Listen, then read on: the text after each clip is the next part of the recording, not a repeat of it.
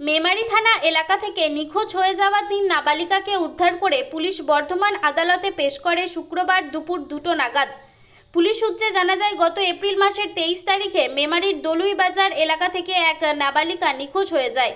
নাবালিকার পরিবারের পক্ষ থেকে গত এপ্রিল মাসের 30 তারিখে লিখিত অভিযোগ দায়ের করা হয় এবং নিখোঁজ ওই নাবালিকাকে রসুলপুর এলাকা থেকে শুক্রবার সকালে উদ্ধার করে।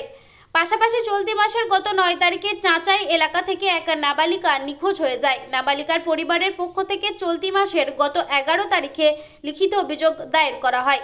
লিখিত অভিযোগের ভিত্তিতে পুলিশ ঘটনার তদন্ত শুরু করে এবং শুক্রবার সকালে নিখোঁজ ওই নাবালিকাকে পাল্লা সংলগ্ন এলাকা থেকে উদ্ধার করে।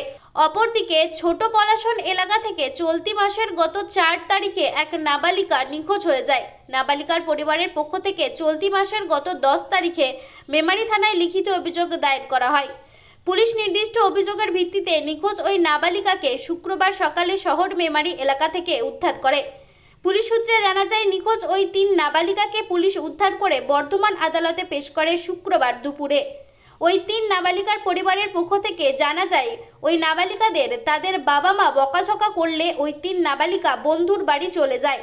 তবে পুলিশ উদ্ধার করায় খুশি নিখোঁজ ওই 3 নাবালিকার পরিবারের লোকজনরা এবং পুলিশের এই কাজকে সাধুবাদ জানিয়েছেন তারা।